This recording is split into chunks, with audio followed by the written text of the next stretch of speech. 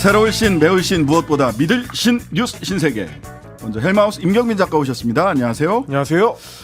그리고 매주 금요일에는 김준우 변호사와 함께 했었는데요. 오늘 개인 사정 때문에 대신 특별한 분 모셨습니다. 저의 프렌즈 중 한 분, 저를 이 자리까지 오게 해주셨던 분, 양지열 변호사입니다. 안녕하세요. 네, 안녕하세요. 네. 프렌즈면 뭐 캐릭터라도 하나 만들어주나요? 인형? 4월 29일 날 봄소풍 때 봄소풍 때? 네. 한번 적극적으로 고려를 해보도록 하겠습니다.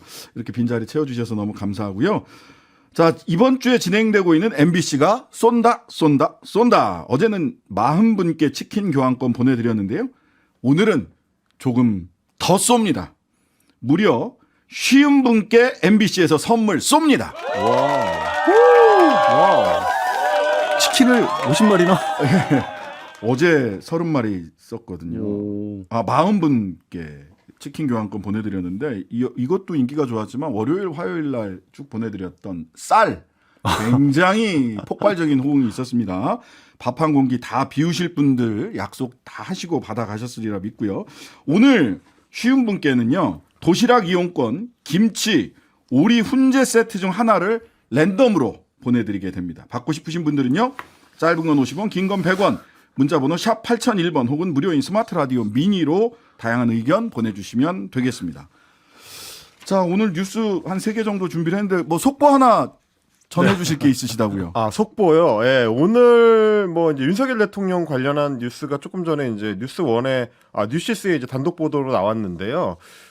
지난주에 있었던 이 강릉 산불 때문에 이제 큰 피해가 발생을 해서 네. 재난 지역으로도 지금 선포가 된 상태고 그러다 보니까 이제 강릉시장이 김홍규 강릉시장이 이제 대통령하고 통화를 하면서 윤석열 대통령한테 여러 좀 이제 지원을 이제 부탁을 드린다라고 얘기를 했다고 합니다. 그러면서 네네. 이제 통화 내용을 좀 구체적으로 이제 언론에 공개를 했는데 윤 대통령한테 도움을 요청하는 전화를 했고 그러자 이제 대통령이 이제 그 얘기를 듣고 나서 이번에 복구를 할 때 산불 피해 복구를 할 때 산에다가 소나무 말고 잘 안 타는 다른 나무로 좀 심어라라는 말씀을 하셨다라고 이제 전해진 겁니다. 이제 뭐 그러다 보니까 뭐 여러 반응들이 나옵니다만은 물론 뭐 조금 덜 타는 나무가 있을 수는 있는데 이 대통령이 이제 재난 지역의 이 지자체장하고 통화를 하면서 이야기할 게 이 내용밖에 없는가라는 지적들도 좀 있는 것 같습니다.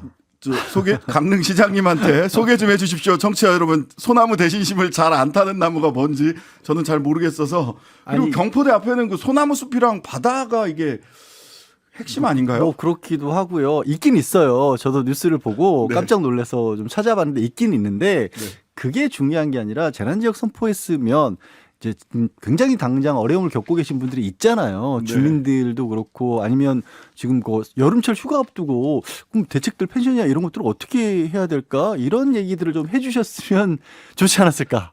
예, 네. 예. 소나무는 죄가 있나요? 소나무는 죄가 없다. 네. 자, 그 윤석열 대통령 국정운영 지지율 오늘 갤럽 조사 결과가 나왔는데 27%입니다.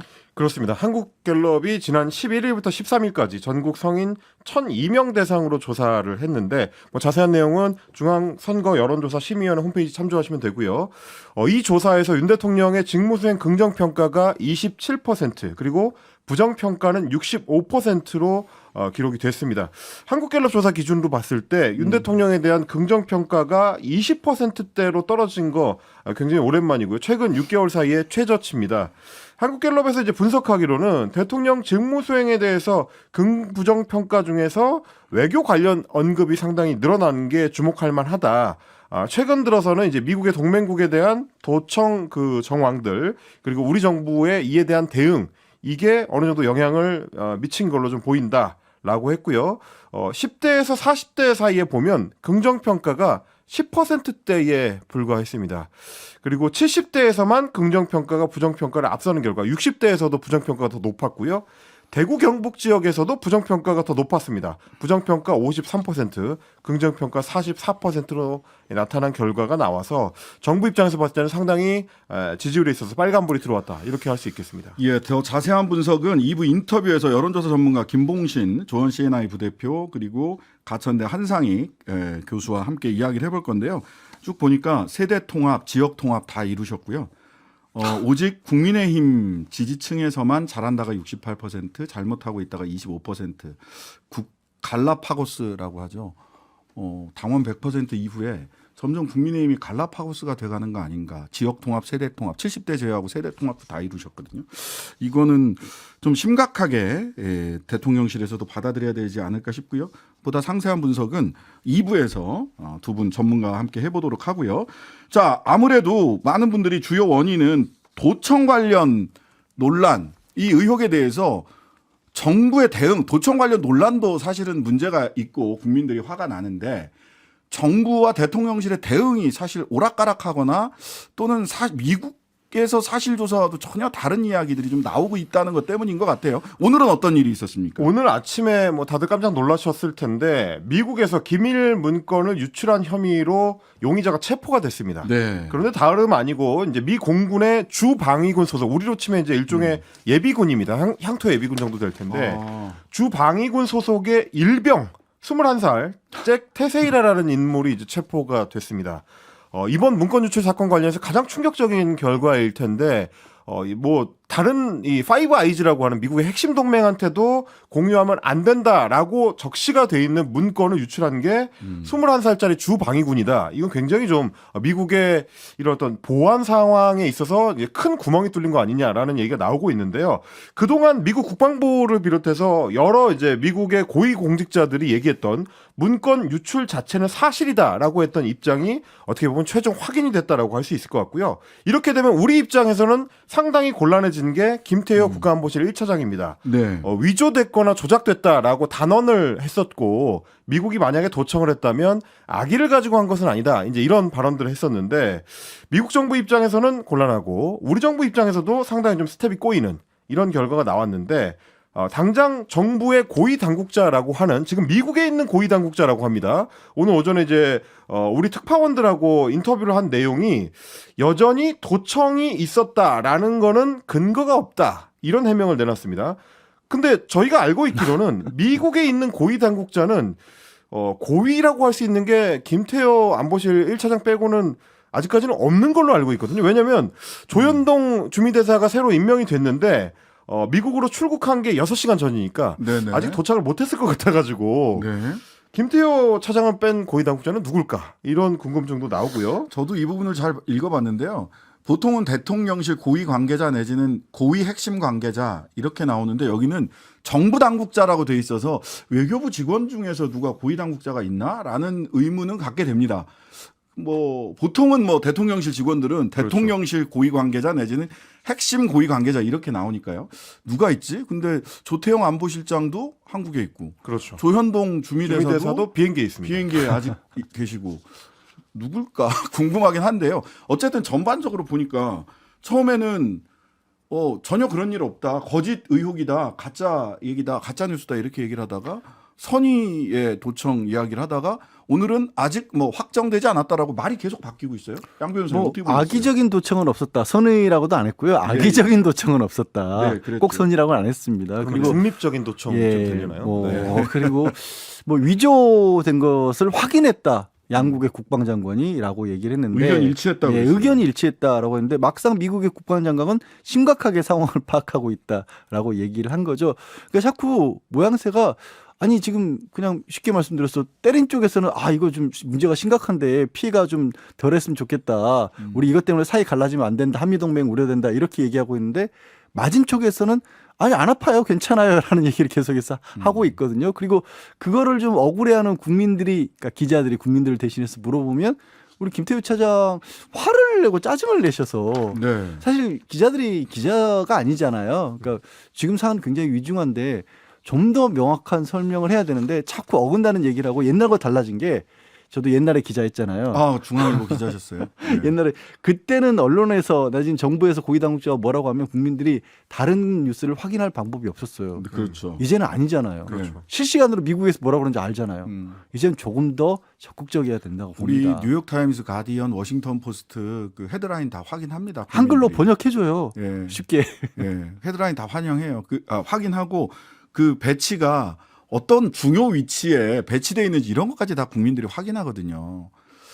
근데 이렇게 말 돌려서 될 일이 아닌데. 그리고 이렇게 이제 당국자들 사이에 의견이 좀 제대로 일치가 안 되고 이제 왔다 갔다 하는 것 자체가 이제 국민들한테는 좀 불안감을 키운다는 거를 좀 명심을 해주셨으면 좋겠는 게 오늘 기자들이 그 질문을 했습니다.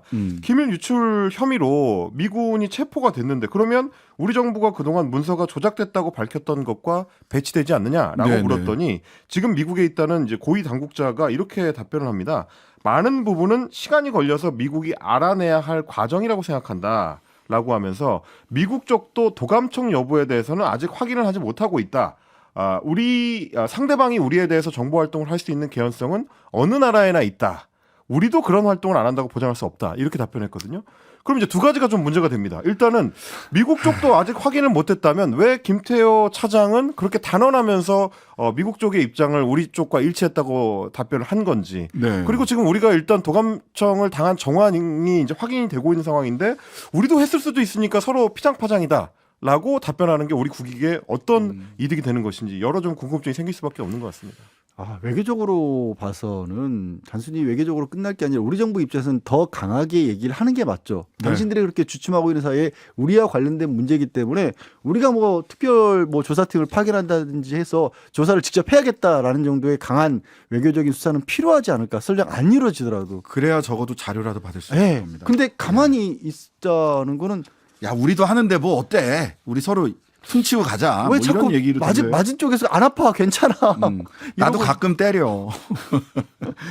자, 설화도 이런 지지율 부정의 한 축이었을 것 같아요. 근데 오늘 태영호 최고위원이 또 말이 논란이 되고 있습니다. 그렇습니다. 4.3 사건 관련해서 이제 설화를 일으켰던 태영호 최고위원이 오늘은 일본의 외교청서와 관련된 문제로 또 논란이 되고 있습니다. 일본 외교청서 뭐 저희도 한번 소개를 해드렸습니다만은 네네. 특히 독도에 대해서 명백한 일본 고유의 영토다. 그리고 한국이 독도를 불법 점거하고 있다라고 하는 주장을 담아서 우리가 좀 비판을 했었고 그리고 일본 대사 대리를 초치하기도 했었는데 이 외교청서에 대해서 태영호 최고위원이 미래지향적인 한일 관계에 대한 일본의 화답 징표다라고 페이스북에 글을 쓰고 보도 자료를 이제 보냈다는 겁니다. 나머지 빈잔 채워준 거다 이런 얘기, 이런 취지로 들려요. 그렇습니다. 뭐라고 했느냐면 페이스북에 이제 이 공개한 내용도 보면 윤석열 대통령이 시작한 한일 관계 개선의 흐름을 일본이 적극적으로 이어나가겠다는 징표라고 읽힌다 이렇게 얘기를 한 건데요. 그렇게 되면 독도가 일본 고유의 영토다라고 했었던 주장도 한일 관계 개선의 흐름의 연장이라고 봐야 되는 건가라는 비판이 당연히 나올 수밖에 없는 거고 온라인에서 이제 여러 비판들이 나오니까 태영호 최고위원이 오늘 오전에 다시 글을 올렸습니다. 독도는 명백히 우리 땅이라고 메시지를 남긴 뒤에 악의적으로만 보지 말고 원문을 제대로 읽어보라라고 했습니다. 이 태영호 최고위원은 4.3 때도 그렇고 계속해서 당신들이 오해하고 있어. 좀 제대로 읽어봐요. 라고 반문을 하세요. 그렇습니다. 반문하지 마시고요. 그냥 처음부터 본인의 뜻이 뭔지를 정확하게 말씀을 하셔야 되는 거 아닌가요? 정치인이? 정치는 본인의 말의 원래 취지보다도 국민들에게 내 말이 어떻게 들릴지를 더 신경 써야 되는 게 정치인이 아닐까 싶어요. 설령 진의가 그렇지 않다고 할지라도 그걸 보여주기 위해서 뭐 나쁘게 말하면 아니면 좋게 말하더라도 일종의 쇼까지도 필요한 게 정치 영역인데 그럼 저는 오히려 원문을 제대로 읽어보라고 얘기하지 말고 원문의 취지가 뭔지를 말씀해 주셨으면 좋겠는데 꼭 저희가 그것까지 다 읽어봐야 될까요? 아니면 원래는 이런 뜻이다라고 참 풀어서 얘기라도 주면 좋은데 풀어서 얘기한다고 하시는 걸 들어봐도 제 귀에는 딱히 다르게 안 들리거든요. 네. 국민의힘 지도부도 그렇게 안 들리는 모양입니다. 오늘 김기현 대표 같은 경우에 일본 외교청서에 독도는 자기 땅이라고 우기는 그런 것은 당연히 말이 안 된다라고 선을 그으면서 과거사에 대한 진솔한 반성이 있어야 한다는 진한 아쉬움이 있다라고 태영호 최고위원하고는 좀 다른 평가를 내놨고요. 유상범 수석 대변인 같은 경우는 오늘 아침에 KBS 라디오 인터뷰를 할 때 물론 이제 태 최고위원의 발언을 직접 보지는 못했다고 전제를 하면서 이 발언이 사실이라면 여러 비판의 소지가 있을 수 있다라고 이제 강조를 했습니다. 네. 자, 김재원 또 다른 설화의 주인공. 그래서 징계위원회 곧 회부될 것으로 예상되는 김재원 최고위원은 광주와 제주를 잇따라 찾았네요. 그렇습니다. 오늘 오전에 이제 비공개로 광주시에 있는 국립 5.18 민주묘실을 참배했다라고 하고요. 이보다 앞서서는 제주 4.3 평화공원을 찾아서 역시 마찬가지로 참배하고 이제 사과의 뜻을 방명록에 남겼다고 합니다. 그런데 이제 과연 이것이 진정성이 있는 것이냐라는 얘기를 같은 당내에서도 하고 있습니다. 김웅 의원 같은 경우에 본인의 페이스북에 글을 올려서 34일 만에 하는 사과가 진심 어린 사과일 수 있겠느냐라고 하면서 김 의원이 가야 할 곳은 국립 5.18 민주묘지가 아니라 자신의 집이다. 그러니까 집에 가라라는 얘기죠. 이런 지적을 하기도 했습니다. 근데 김 의원뿐만 아니라 김 의원만 지금 설화로 놓고 보자면 오늘 사이에 태영호 최고위원도 있고 김 의원만 징계위원회 가는 게 이게 공정한 어떤 잣대가 적용됐다라고 볼 수 있을까요? 근데 김 의원 뭐 예를 들어서 태영 김 최고위원, 김 최고위원, 뭐 태 최고위원 다 이렇게 보내버리면 조수진 의원도 또 있었죠. 예. 말씀이 그 쌀 밥 한 공기 다 먹자 뭐 이런 얘기도 있었고 그러면 어떻게 해요? 국민의 비대위 똑부려요? 3명인가 4명 사퇴하면 5명 중에 3명이 사퇴를 하게 되면 비대위가 붕괴됩니다. 최고위가 붕괴됩니다.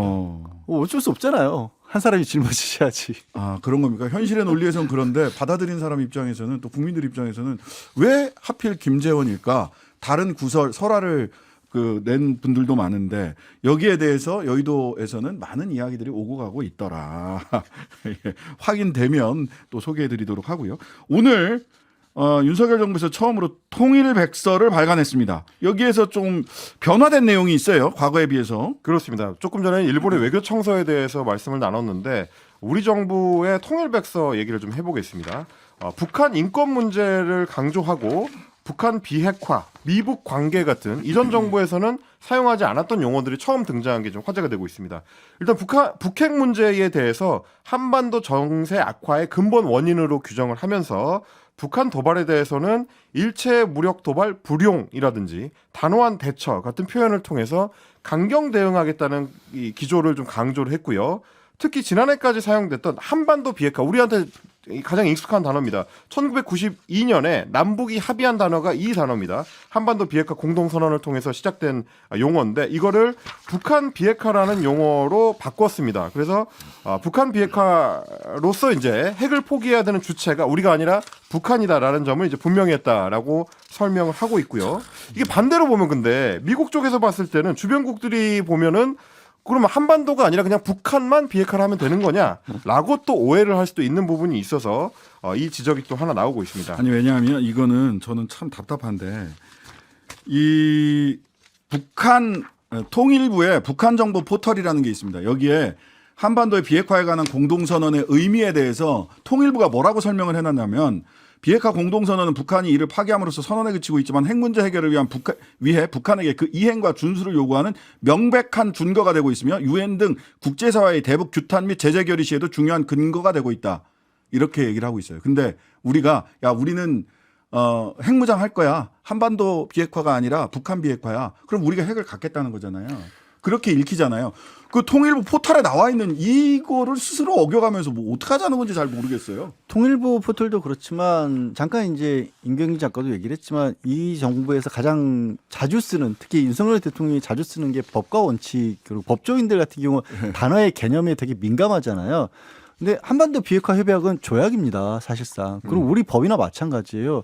법적 개념인 겁니다, 사실 이거는. 그냥 이렇게 덜컥 바꾼다고 바꿀 수 있는 게 아닌데, 사실. 뭐 제가 보기엔 그래요. 그리고 엊그제 그 권영세 장관이 북개성공단 무단가동, 북개성공단에 있던 그 출퇴근 차량을 평양에 찍힌 사진이 나오니까 여기에 대해서 이런 얘기를 해요. 법적 조치를 하겠다. 어떻게 합니까, 변호사님? 개성공단 무단 가동에 대해서 법적 조치를 하겠다. 근데 구체적인 방안이 뭐냐 그러니까 그건 검토하겠다 이렇게. 북한 개성공단 북측 어디 뭐 평양에 압수수색합니까? 법적 조치 어떻게 할 수 있습니까? 검토 결과 저로서는 할 수 있는 일이 없다고 보입니다. 법적으로. 이 말로 대북 관계를 어떻게 풀 수 있는 거라고 생각을 하시는지 답답한데요. 뉴스 신세계 잠시 광고 듣고 계속 이어가 보겠습니다. 신장식의 뉴스 아이킥 임경빈 작가 양지열 변호사와 뉴스 신세계 이어가고 있습니다. 0380님 양지열 변호사님이 고정한 게 꽤 차는 그날까지 제가 뉴스 아이킥에 1일 1기원 하겠습니다.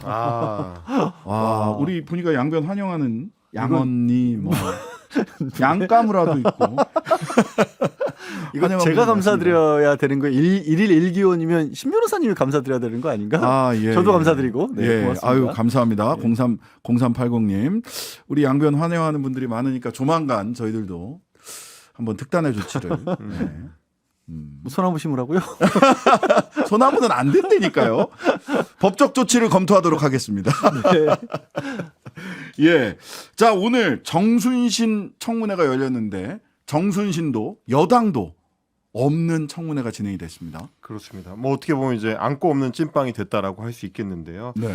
정순신 변호사와 그리고 이제 증인으로 함께 채택된 아내, 아들 모두 불출석을 했습니다. 뭐 저희가 소개해드렸습니다만은 정 변호사 같은 경우는 공황장애 증상을 호소하고 있고 함께 증인으로 채택된 아내와 아들은 심신미약을 불출석 사유서에 적어서 제출을 했습니다. 야당 위원들 같은 경우는 오늘 청문회가 끝날 때까지 나타나지 않으면 고발 같은 법적 조치를 추가로 취하겠다. 여기도 법적 조치네요. 라고 했고 국민의힘 소속 위원들 같은 경우는 말씀하셨던 대로 오늘 안 나왔는데 정 변호사 아들의 학교폭력 사건을 민주당이 정치적으로 이용한다라고 하면서 전원불참을 했습니다. 어제 우리 뉴스하이킥에 출연했던 한아름 변호사가 네. 오늘의 청문회에서 중요 포인트라고 짚었던 게 뭐냐면 정순신 변호사 아들의 소송 대리인을 맡았던 송계동 변호사의 발언입니다. 오늘 청문회 출석을 했습니다. 네. 정순신 변호사가 불복 소송까지 갔었던 거 결국 송계동 변호사의 판단에 따른 것이었다라고 다른 언론과의 그 인터뷰를 통해서 밝힌 적이 있는데 예. 이게 사실인지를 송계동 변호사한테 직접 물어보는 거 이게 네. 중요하다. 어제 이제 짚었었습니다. 근데 민영배 의원이 이 부분을 질의를 했습니다. 네. 정순신 검사가 소송을 의뢰한 것이나 마찬가지 아니냐. 그러니까 네. 정순신 정순신 변호사가 소송을 사실상 주도한 거 아니냐라는 취지의 질문을 했는데 송계동 변호사가 답변하기로는 정 변호사와 상의를 해서 소송을 하게 된 것이다라는 취지의 답변을 했습니다. 이거는 정순신 변호사가 그 본인은 전혀 몰랐기 때문에 전문가의 맡겼다. 맡겼고 전문가의 그 의견을 따를 수밖에 없었다라면서 본인은 이 소송에 전혀 관여한 바 없다. 나는 그냥 시키는 대로 했을 뿐이에요라는 취지로 그렇습니다. 얘기를 했었거든요. 근데 이제 송계동 변호사 같은 경우는 본인은 이 사건 외에는 학교 폭력 관련 사건을 맡은 적이 없다고 답변을 했기 때문에 그러면 그 전단도 앞단도 틀렸네요. 전문가라는 부분도 좀 안 맞는. 왜냐하면 이제 학교 폭력 같은 경우에는 이제 규정이 절차가 좀 특별하게 이루어진 게 그럼요, 있어요. 그럼요. 그래서 이제 전문 변호사들이 계신 분야이고 뭐 일반적으로 송계동 변호사가 다루는 사건 쪽에는 안 맞는 가능성이 맞죠. 검사 출신이시기 때문에 네. 형사 사건들을 주로 하시니까 행정소송이나 이런 부분을 많이 하신지 저는 모르는데 본인도 자기가 이거 안 했다고 하니까 그럼 말씀하신 것처럼 정순신 변호사가 했던 해명이 벌써 안 맞는 건 하나가 확인이 됐다고 봐야겠죠. 그러면 네. 그러네요. 그리고 추가로 이제 송계동 변호사 같은 경우는 학교 폭력이 없었다는 게 아니라 정학 처분 정도만 받아들이려고 했는데 강제 전학 처분은 좀 이렇게 처분 정도가 과중하다라고 생각해서 이제 소송을 하게 됐다라고 해명했고요. 네. 그리고 오늘 또 이제 논란이 됐던 게 사건이 있었던 당시에 강원도 교육청 소속으로 재심의 징계조정위원으로 참여했던 정진주 변호사의 이제 청문회 발언입니다. 정진수 변호사 같은 경우는 2018년 5월에 열렸던 강원도 학생징계조정위원회 이게 이제 재심에 해당하는데 네, 그렇습니다. 이 당시에 이제 전학 처분에 대해서 취소를 주장을 강하게 펼쳤었고요. 결국 당시에 참석위원 4명 가운데 3명이 전학 취소 의견을 내서 이 가해 학생이 1차적으로는 강제 전학이 취소됐던 일이 있었습니다. 네. 이거에 대해서 역시 민주당의 위원들이 문제 제기를 했는데 여기에 대해 문제가 없다는 취지의 답변을 했습니다. 학교 측의 입증이 충분하지 않았기 때문에 이제 어쩔 수 없다라는 얘기를 했고요. 그거에 대해서 이제 도종환 의원이 이렇게 좀 질의를 했습니다. 의사의 소견서라든지 교장 선생님의 이야기 그런 것들을 다 듣고도 그 결정이 그러니까 취소를 주장했던 게 잘했다고 생각하냐라고 따져 물었는데 정진주 변호사 같은 경우는 피해 학생이나 가해 학생을 위해서 최선의 결정을 했다라고 잘라 말했고 정순신 변호사의 불복 대응을 하는 과정에서 이렇게 자신들이 이제 취소를 해야 그래야 추가로 자료를 더 모아서 대응을 할 수 있다고 판단했기 때문에 말하자면 피해 학생 쪽에 유리하게 도움을 주기 위한 것이었다라는 주장을 또 펼치기도 했습니다. 저 이게 논리적으로 잘 이해가 안 가는데요. 저도 잘 무슨 말씀인지 모르겠고요. 예. 사실 이제 학교 폭력과 관련해서 이런 어떤 학교의 재량권들을 상당히 많이 줬던 이유 중에 하나가 네.